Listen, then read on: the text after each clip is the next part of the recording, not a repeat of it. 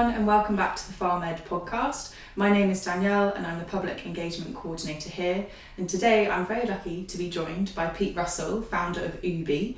Now you might be wondering what Ooooby stands for, how many O's there are in the title, but I'm not going to explain that. I'm going to let Pete do that for him, so if you'd like to introduce yourself. Hello, thanks Danielle. Yes, I'm Pete Russell. And Ooooby, it stands for out of our own backyards. So it's 4 O's, a B and a Y. And yeah, it's all about putting small scale back at the heart of the food system. Nice. So on a day-to-day functioning, what does that look like for the consumer, for the grower? Yeah, can you explain a little bit more? Yeah, so what it looks like is what we provide is some digital infrastructure for small farms and local food hubs to be able to sell local food to their local community.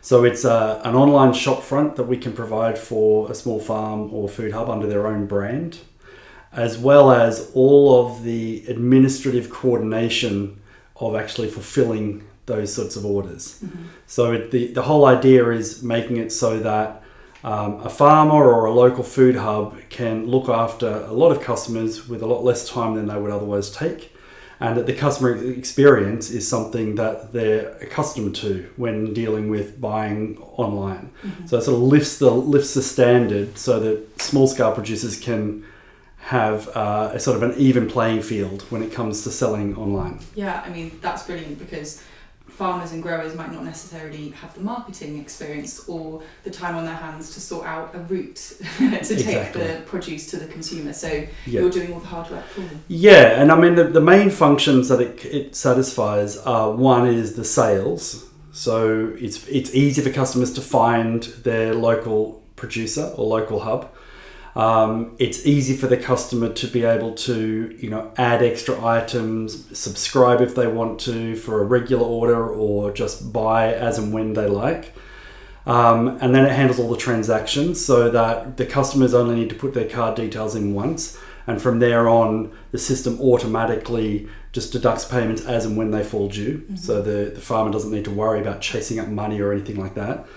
And then it also coordinates all the information for the farmer or food hub to be able to manage their harvesting to order, manage all of the sort of, bringing the produce into the packing shed, handling all the packing, and then also optimizing the delivery route so that when they're delivering the orders, they do it in the most efficient order as possible. So it really is about just streamlining everything as much as possible. Yeah, and I mean, when growers, when they're short on time, this must be a huge relief for them to cut all of that hard work out. Yeah. And one thing that I'm super interested, as I see this as a great benefit to growers and farmers, but I'm not a growing farmer myself. Yeah. So what was the light bulb moment to create Ooooby? What did you think needed to happen, right, and why Ooooby is such a success today? Right. Well, the light bulb moment was actually in 2008. And that was when my business in Australia was actually doing the antithesis of what I'm doing now. And that we were importing mass-produced pastries like croissants and Danish and frozen from Europe and selling them through all the supermarkets around Australia.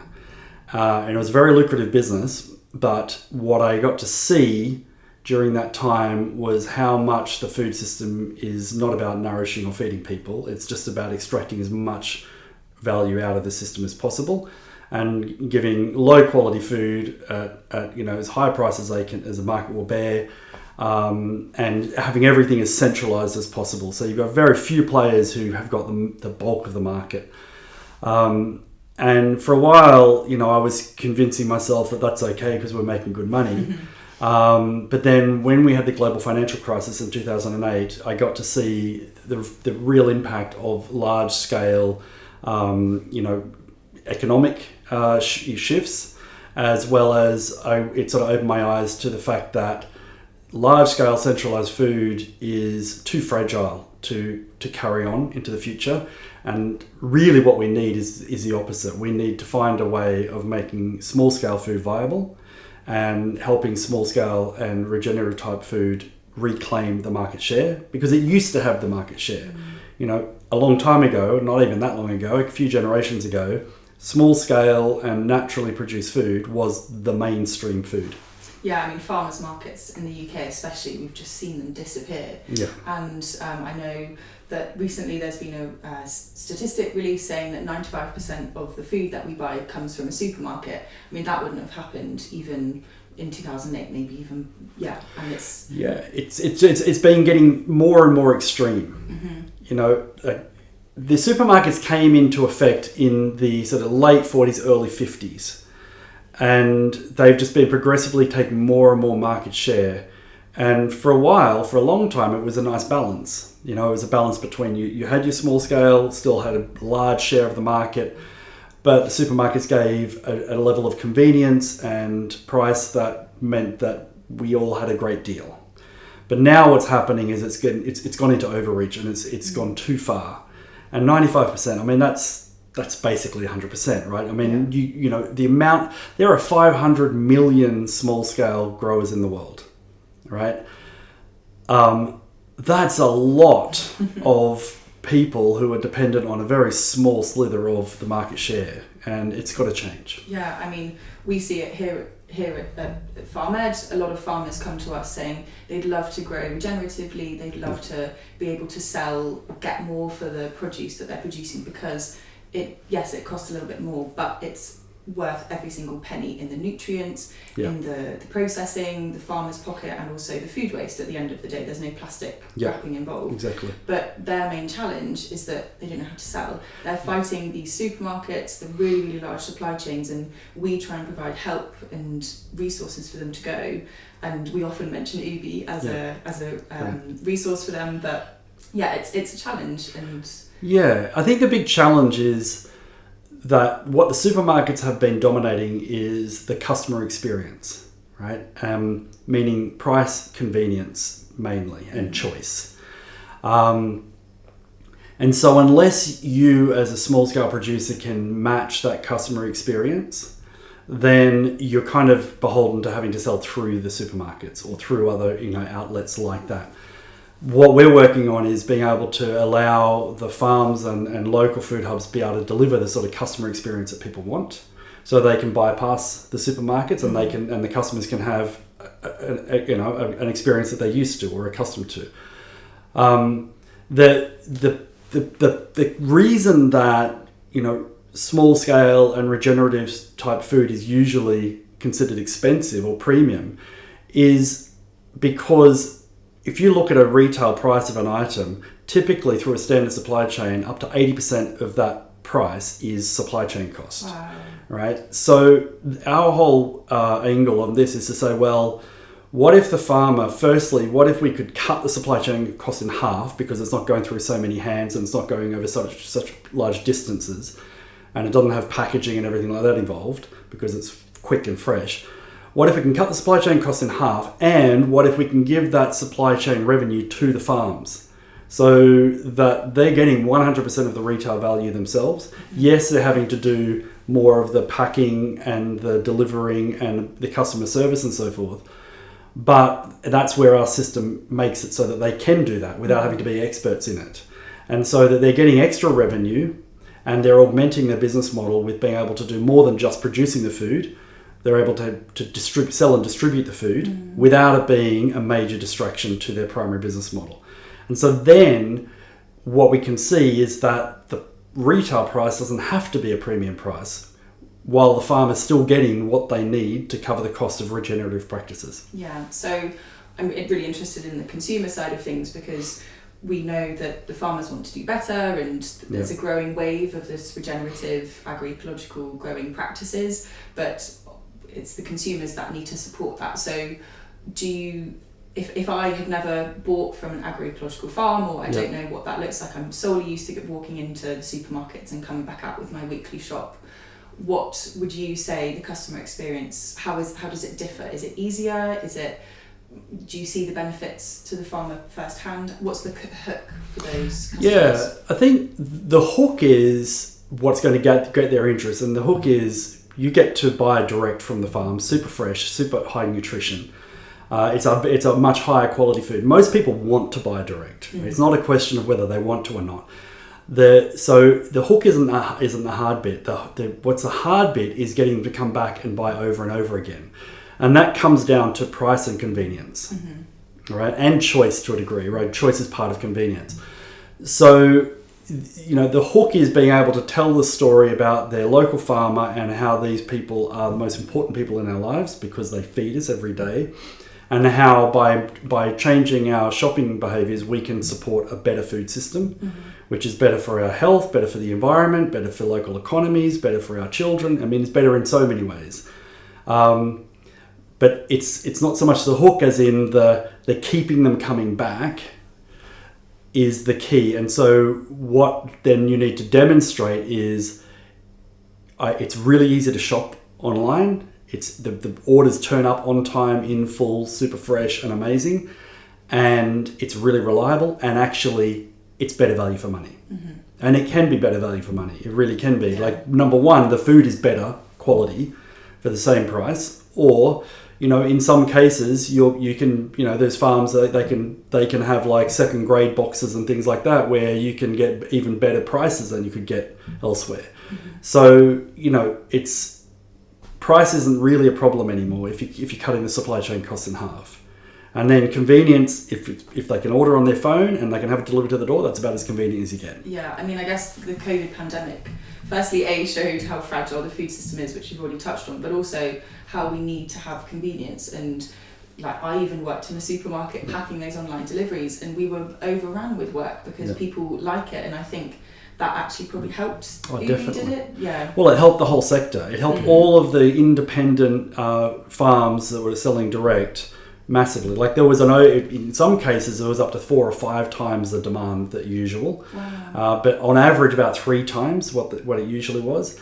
And so since the pandemic has eased off, the demand has dropped from 3 times before to around about 2 times. Okay. So we haven't seen a complete reversion back to the previous, and I think it's got a lot to do with people realised, it's not as bad or it's not as difficult as I thought it was going to be, and I'm going to stick with it. Yeah. So have you seen an increase in your sales since you started 15 years ago, or more like a spike since the pandemic?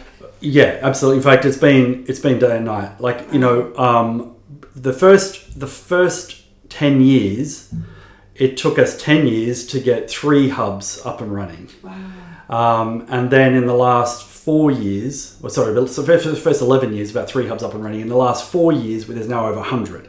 So we've gone past an inflection point now, and the whole market has shifted their perspective on where they get their food from and how they can get their food.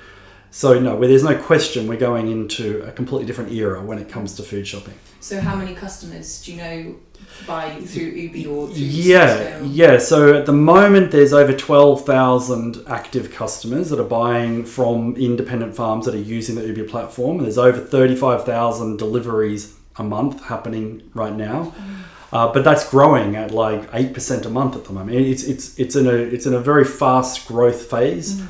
And I think what's happening is that there are people who are using other systems like, just online shops where they're augmenting that with spreadsheets and email and so forth, that have already been doing this sort of thing, and they're moving across onto the platform to save them a lot of time and give the customers a better experience.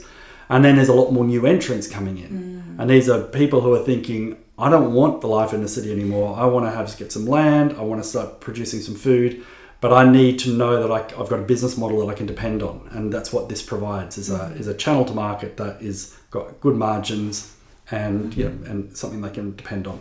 Brilliant. I mean, I'm sold because I can't really see any faults in the system whatsoever, and giving the power back to the small growers and local people is amazing. And do you see, I know you've just said it's increased recently, but can you see a future where perhaps that percentage of the 95 drops, and then definitely. the small scale. What would you say the trajectory looks like in the next 10, 20 years? Well, it depends. It depends on what we as a broader collective of people within the movement, within this space, do, and how positive we are about, and how much action we're willing to take.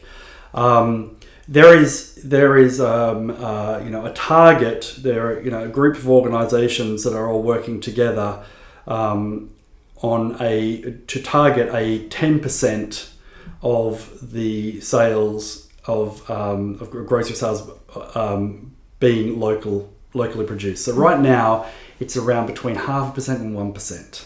Wow, that's right. So in the UK? In the UK, right? So the goal is to get to 10%. Mm-hmm. The goal is to get there by 2030. It's a very ambitious goal. But I don't think it's impossible. I think it's a matter of, getting coordinated, and it's very much a matter of, there's two sides that you're building the capacity to do that, mm-hmm. which is where we're really focused on, is building that capacity. And the other one is building the awareness, right? So if we got this double-barreled approach of capacity building and awareness building, then I think that up to 10% of the market can shift, because they want to. It's just at the moment they can't really do it without it being difficult. And you would say the business models, is that critical? That's the main barrier, or I think the business model, as in the model from gate to plate, which is what we're focused on. Getting that right is one of the main keys to unlocking that potential, because it has to be a low cost to market model. It has to be something where most of the value of the food is in the production of the food and not in getting it to you. Mm-hmm. And so that's where we feel like the technology that we've developed over the last 15 years now enables that, and it gives you sort of customer experience parity. So I think that that's a really key part of it, but awareness is a really key part of it. And capacity building is about more and more farms getting into this type of model so they can also coordinate together. So with that awareness building, I know you've got a very busy year ahead with celebrating the 15 years of Ooooby, which congratulations, by the way. Thank you. But also you're travelling all across the world by the sounds of it too. Is that to spread awareness, or is it because the demand is growing in other countries as well? Yeah, the demand is growing everywhere. Like the UK is our focus at the moment. But I'm from Australia, mm-hmm. East Australia, and we have a hub in Australia. We have hubs in New Zealand. We are also partnering with organisations around the world, market garden organisations and so forth. So our product is borderless. It doesn't matter. Mm-hmm. It doesn't matter what country you're in. A small scale farm can set up on Ooooby and get going. So we're being invited to different places, put it that way. And if we're invited, we'll go. Mm-hmm. So the only real constraints for us at the moment are time zone. But other than that, we don't really have, we're kind of agnostic about whereabouts we're supporting people. Because for me, it's really fascinating to hear about a bit of technology that is helping in the agroecological food transition, because for me, I think about getting my hands in the soil and talking to farmers, but I guess that bit of tech is really fascinating. So it shows that, again, there's lots of other mechanisms that we can use to help speed up this transition. Yeah, there's so much happening in the soil to gate space, right? And that's really exciting. But I think there's not enough yet happening in the gate to plate space. And that's where we're really focused. But if we don't have a really good gate to plate solution, then a lot of what you do from the soil to the gate is going to kind of get stuck at the gate, right? And that's where, so we've got to solve the commercialization side of the equation. Mm-hmm. The production side of the equation is critical, and more people are coming into that, and it needs to be from soil to plate. So do you have interest from larger, maybe, universities or hospitals or large corporations? Are they starting to come to see you? Or chefs as well, like the whole hospitality industry? That's a huge one to tackle. Absolutely. No, there is definitely interest, and we're being very deliberate in how we're staging our development. Mm-hmm. Like right now, we're focused on how do we help farms and food hubs sell to their local household communities. Next stage is how do we help farms and local food hubs sell to local businesses, including institutions within those. So the B2C and the B2B. And then beyond that, there may be a role that we have to play in terms of helping to broker arrangements with large institutions where we can help to represent a collective of producers so that there can be one account that an institution is dealing with, but through that one account, they're able to access food from a whole range of smaller producers, because the transaction cost of dealing with 15 small producers is too high, but we see that there's a potential where we can help to facilitate and enable a single account handling multiple supply, and therefore a university or a hospital or whatever can put their hand on their heart and say, yep, this is sourced locally from these farms and these artisan producers, and we're doing our role to support the food system. Yeah, brilliant. I mean, I hope that stage comes sooner than you think. But in terms, just going on that point that you mentioned, what kind of finances does Ooooby take? I know you just mentioned that it's less for a bigger group of or collection of growers, but what's the kind of financials behind Ooooby and how does that work? Yeah, so we take 2.5% of whatever is sold on the platform. You as a farm or a food hub, you represent yourself under your own brand. You are independent. Ooooby sits in the background, right? So your customers know you as you, and they're trading with you. And then at the end of each month, we tally up how much you've sold on to your customers, and we send you an invoice for 2.5%. And then we've also negotiated a very good deal with payment gateway providers. So normally you'd be paying like 1.9% plus 20p per transaction just for the payment gateways, and we've negotiated that down to like 0.6% and like 8p. So, less than a third of the transaction cost than you would normally pay. So we keep the cost really low, and you're only paying for what you're trading, right? So it's not like if it's great for really small scale because your costs are really low, and as you grow, there is actually a tiered payment program where it goes from 2.5% up to a certain value, and then it drops down to 2%, and then it drops again. So if you are growing and you are seeing that then you're not, you've got price breaks in that.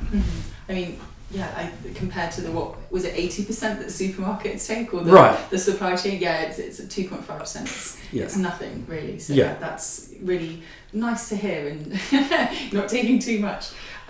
So if I would like to go into a new, if I'm a new entrant wanting to get into growing, or I'm a new customer wanting to get in it, could you give me any advice on what states, what things to tackle first? Well, I would say go to our website, which is ooooby.com, so it's OOOBY.com, and in there's a news role, like a news section, and in the news section we have got a few blogs, and one of them is a startup guide. Okay. And it outlines all the steps that are common and typical about getting started.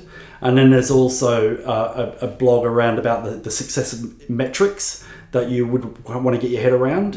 And then there's also a blog around a growth guide, a grow up guide. So you might already be up and running, but you want to get more customers or grow your revenue or whatever.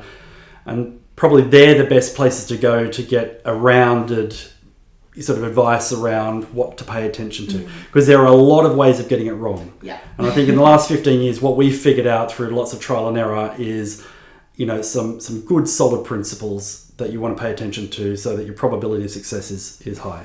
Well, I mean, that's great that you're offering not just the technical software, but you're giving advice as well. And I think people come to us at FarmEd because they need questions answering, and we love to give them answers, but also tell them where to look for other stuff. So we'll definitely keep that in mind for a little bit of advice to pass on. Tremendous. And looking forward to the year ahead, what's happening? What are you celebrating? What are your targets? Yeah, the year ahead, we're celebrating 15 years this year. Right now there are 100 farms and food hubs on Ooooby. We're targeting 150, which is not that much more. But it's possible, and I think it's reasonable to assume that we can get beyond that. What we're also looking to do this year is to start introducing the whole B2B side. which is really exciting because there are a lot of the farms that are selling to households, but they're also selling to local cafes and restaurants and so forth. And I think we can make a big difference in making that side of the business work better, and grow that side of the business for people too. Brilliant, great. Well, wish you all the best of luck. Where can they find you? I know you mentioned the website already, but any other social medias? Yeah, it's like just Ooooby, Instagram, Facebook, X, LinkedIn, all of them. It's 4 O's, BY, and we'll come up. Just Google it, and we'll show up somewhere. You'll be there. We'll be there, yeah. Perfect. Well, thank you, Pete, for your time today. Thank you, Danielle. Great.